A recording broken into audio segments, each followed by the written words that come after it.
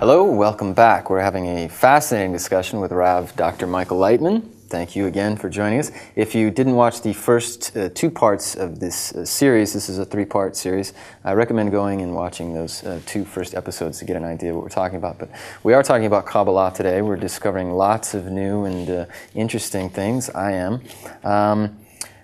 Dr. Lightman, let's say I'm hooked, but I'm not in the boat yet. In America, we like to do things kind of fast, you know? So pitch me, what's the nuts and bolts of Kabbalah? How does it work? The basics. Okay, so in short, I'll tell you everything, but in short. So, A. People come to Kabbalah when they begin to ask, what is the meaning of life? Why am I alive? What is the essence of life? And they feel that without the answer to this question, they have no meaning. It's not worthwhile for them to live. And according to what's going on in the world today, we see that many people have reached this state. Since the world is in this general depression, the young generation doesn't even want anything. It's lost its meaning in working hard, finding a profession. What will he get out of it? It's like we've reached this apathy, and therefore many people reach the wisdom of Kabbalah. And that is why the wisdom of Kabbalah has been revealed after 2,000 years of concealment. The wisdom of Kabbalah, according to definition, is revelation of the upper force to man in this world. This upper force is comprehensive, it surrounds us, and it governs our entire life. Our thoughts, our desires, our actions, everything that happens with you, with me, all of us together. In everything that has happened and will happen. We're under the control of this upper force. Yes. There is a general force that does everything. And besides, wisdom of Kabbalah tells us that we have no freedom of choice. We're under the complete dominance of this force. That is, we're all puppets, we're all activated by it. And we have only one free choice. That we can exit his dominance by learning from it what it does and by wanting to do it ourselves. What does it want? It wants us to develop and be like it. Like it. Mm-hmm. And it is what? That is the general force of nature. But what is it like? It wants us to be like it, but what is it like? To resemble him means to be in a state of love, in connection, to be at the service, to be in contact with all the parts of reality. So this upper force is love. Yes. Being like that part of nature is to be great, like all of the universe, to know everything, to understand everything, to contain everything, to govern everything, and to do it all from love. And that is considered to be like the Creator, this upper force. And we all have to reach that, according to the wisdom of Kabbalah. It tells us that there's no choice. You meet everyone in the world until the last smallest person that doesn't even care about life. You know, like the Mexicans who sit under the tree with a sombrero. You know, it's like this known image. That's, let's say, a person doesn't see anything as important. Nevertheless, I know lots of people like this. I'm one of them. Yes, I understand. Each one of us would want to be that way. But the wisdom of Kabbalah explains to us that this force of nature enters us and it pushes us to recognize this general reality, to resemble it, to be like it in a state of true love, connection, and to be as wise as all of nature. But where's the urge for me to do this? If not, we'll suffer. So if I don't feel the urge myself, we will suffer until we'll reach this height I was talking about. We're suffering every day. I see suffering all the time. There's more and more suffering in the news every day. No, not yet. It's not. People haven't yet reached this awareness that they must change everything. You can see we're still looking the other way, as if there's no crisis in education, in family affairs or science, international relations, and in any field, ecology, there's nothing. Well, this I can agree with. It's like we're plugging holes in a dam that's breaking, but we're still not talking about the dam that's breaking. Yes, exactly. We haven't yet comprehended that we're at the end of the path, at the end of the egoistic path, and we must change our attitude towards life. It's not working anymore, what we've been up to. No, The methods we've been using to... it's not working. It hasn't been working for about 50, 60 years. That's when it stopped. From the end of the Second World War, approximately. That's when it really stopped working. And today, we have to completely change our attitude. We have to understand that we're finished with all that history. And now, it's different. Because if our ego is this general motivator that pushes us forward, that pulls us forward, as it always used to be, it's now reached an end. There's no reason to live anymore. People don't want to have kids. They don't want to raise a family. Well, it still is that way according to this force of inertia. But really, there's no reason to. Yeah, I see. So many people are depressed out there. They're just kind of like this, and nobody knows why they're even working at the job. They don't want money. They don't want any of the things they have. Therefore, the wisdom of Kabbalah was concealed throughout all its history, and it was awaiting this moment, and it's even written in the Kabbalah books 2,000 years ago, that at the end of the 20th century, this wisdom will be revealed to show humanity that now there's a possibility to rise to a new degree, and everyone will reach it, no matter how, either through blows or by understanding that it's worthwhile to do so. What do you mean by blows? Blows? Blows are natural disasters, personal, yes, of course, as well, and from every direction. Okay, so when something goes bad in my life, something that I don't like, something happens, some sorrow, I lose my job. This is a push. This is pushing me towards... You will eventually discover, no matter how you look at it, that these troubles you have are systematic. They're aiming to something. They're all pushing you towards this question, what is the meaning of life? I have to find a reason to live, otherwise life is worthless. Beforehand, I lived to fulfill my ego, and now that I feel I don't want to fulfill this ego anymore. What for? I've become wiser. I've become wiser than this ego. I understand it's not worthwhile for me to work for it anymore. Only out of lack of choice that this body of mine wants it. That's why I'm still alive. Enough of these blows come and they push me towards wanting to be close to this natural force, this upper force as you call it, and that means being in a state of love. Yes. I'm drawn to this force, no longer pushed, I'm being drawn. Is that correct? In a sense. What do you mean? Well, you say that you're getting these blows, your ego takes you here, and you find no satisfaction in anything. Well, am I going to find satisfaction in spirituality? Why do I want this? How do I feel that now I'm being satisfied from Kabbalah, for example? You're not satisfied by Kabbalah. When you come to study the wisdom of Kabbalah, you learn about two things. About the world and yourself, because there is no more than that.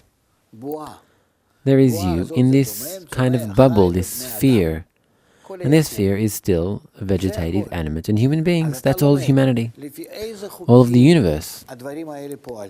And you learn by which laws these things are activated, motivated. Why, what for, what is their general nature. You begin to learn this.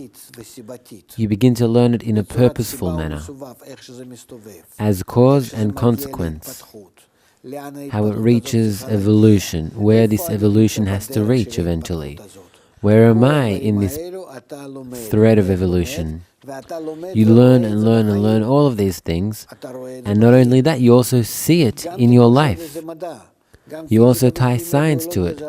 Physics, chemistry, biology, zoology, you tie all of it to that, and you see that what wisdom of Kabbalah explains to you is true. It explains to you the laws of the world, not specific things like in physics, chemistry, and so on, but it explains to you the general laws, the general forces which govern matter, and how matter behaves, connects, dismantles, regardless if it's still or vegetative or animate, or if it's human beings, let's say psychological matter. The wisdom of Kabbalah explains all of that to you according to these two forces, the giving force and the receiving force. How these two forces, on the degrees of still vegetative, animate and speaking, how they interact, and how through their interaction they construct all the forms you see, all the objects you see in all of humanity, in all of reality. In short, it explains to you this big, vast world, and even more so, it explains you the forces themselves. And these forces regard what takes place outside of this sphere. They govern our sphere, they govern our world. So it explains to you the nature of these forces. What for? It wants you to connect to these forces, and it wants you to begin to govern yourself and the world, as if you're out there just like the Creator. So I'm studying myself? You don't only understand yourself and the entire world, you also understand this upper force which governs the world, and it governs through these two forces, and it gives you the opportunity to govern this world instead of it.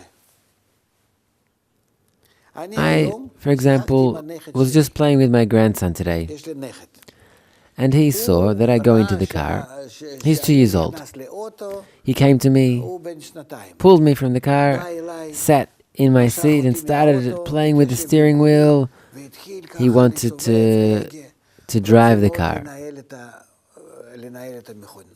Yeah, I used to do this when I was a kid. That's exactly what we need.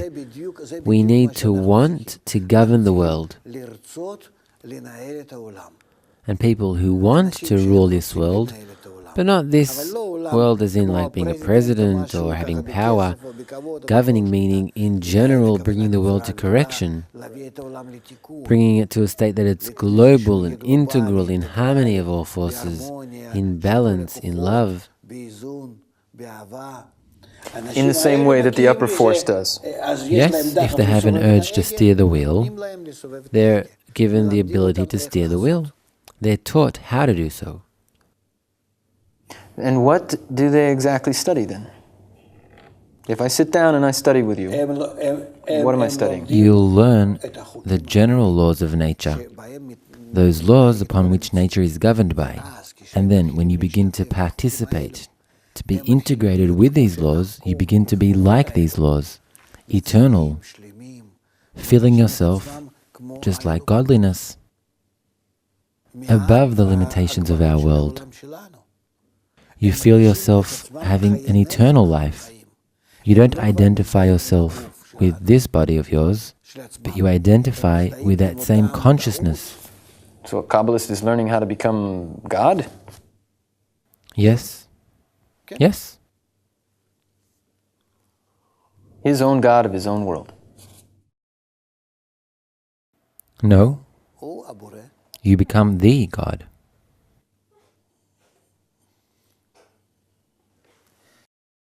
So, now you got me very interested. I want to study. Where do I start?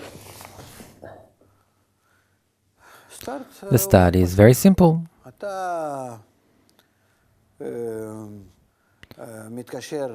You connect to, I think, our learning center, or to our website, Kabbalah.info.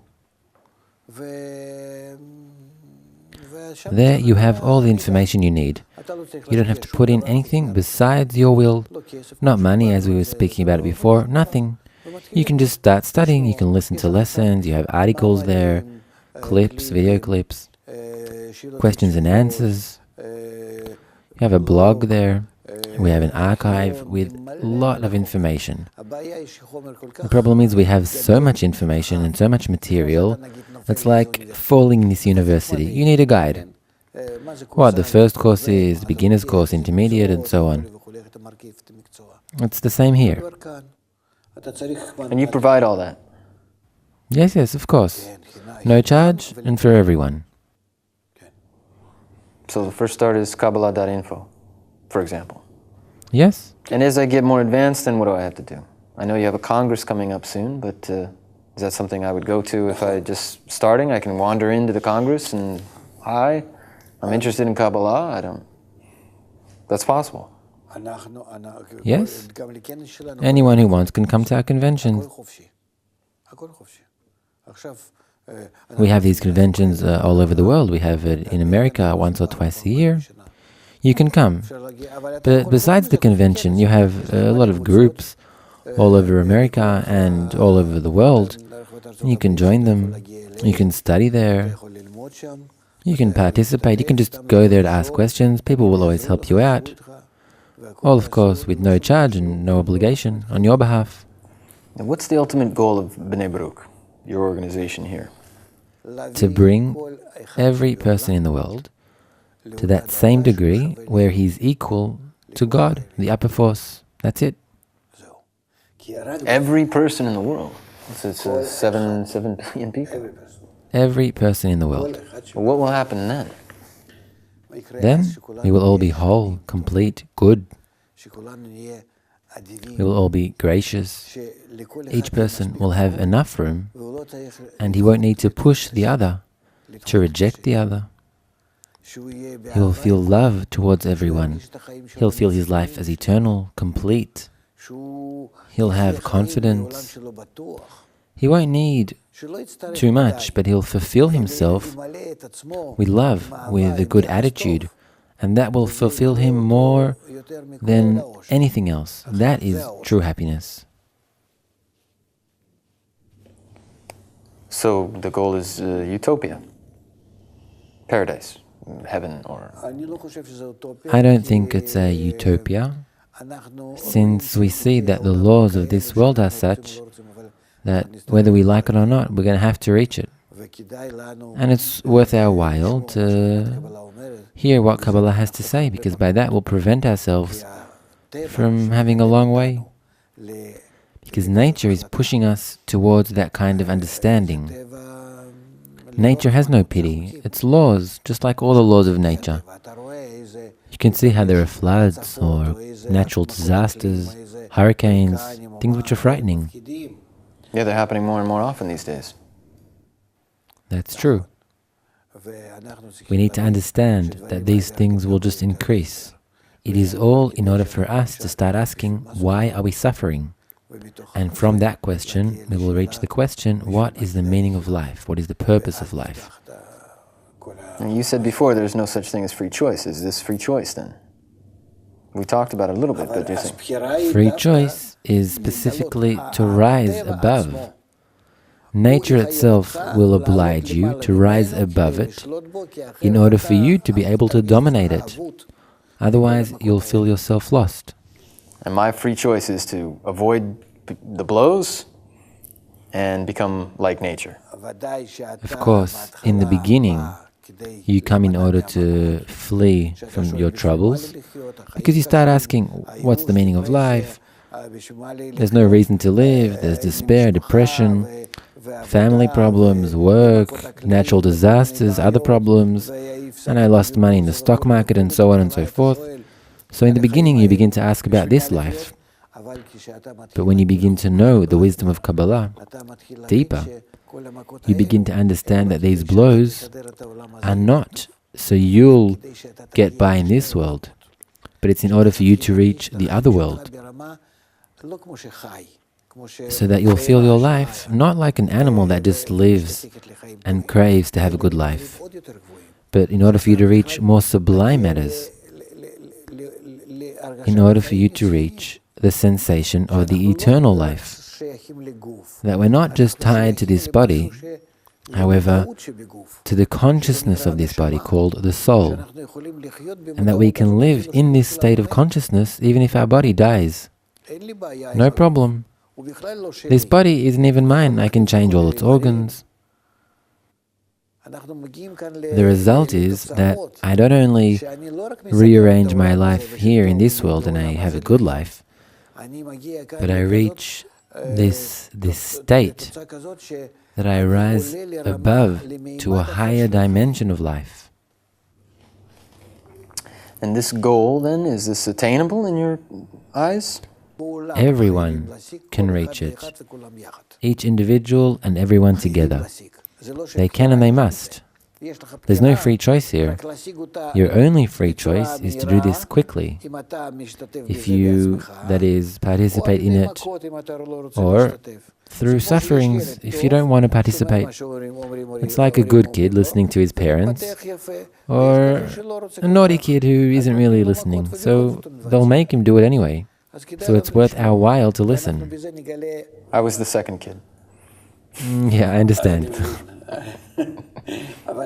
However, the problem is that there is a lot of suffering. Global, world wars, natural disasters. We need to explain to human beings as quickly as possible what they're facing. And they should check. The wisdom of Kabbalah is not a faith. You shouldn't believe in anything. You should check it intellectually, emotionally, according to all the tools you have. You should check if it's truth or not. And then either accept it or not. It's your decision. But we are always at your service. But if this is such a powerful, and it sounds like a very powerful method that you have it and you're using, but why aren't you out in the streets shouting it from the highest mountaintop, etc.? Why aren't more people running to it? Why aren't you running out there and shaking people and trying to wake them up a little bit? No. We want only people who have reached a certain degree of ripeness, who are already asking this question. And those who are not yet asking, they won't even understand what we're talking about here. They'll say, well, I have a bank account, a medical issue, what do you want from me? As a result of all these problems, people begin to ask about more essential matters. Why are we alive? Or in general, what is the purpose of life? What is the essence of it? Why does a man suffer? Why does a person live for such a short time? Why does he agree to live like that, in such a loathsome manner and only for such a short time? And then people begin to reach questions with which, yes, they begin to hear.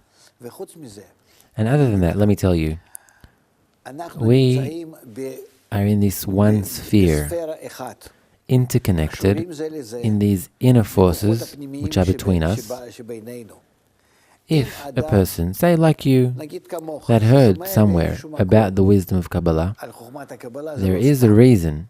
It's because this question has awakened in you, and you suddenly hear about this wisdom, and although it hasn't been publicized, you will always be able to find a place where you can get acquainted with the wisdom. Therefore, there's no use really in shouting it out. It's according to your inner force, which is suddenly awakened, to find these answers that the wisdom of Kabbalah can supply you with. And in that case, you will definitely find it. That's how people come to us from all over the world. So Kabbalah, in a sense, shows you the door to the upper world. Yes. And through the study of Kabbalah, you recognize that we all hold a piece of the key to open that door. Yes. Let's open it.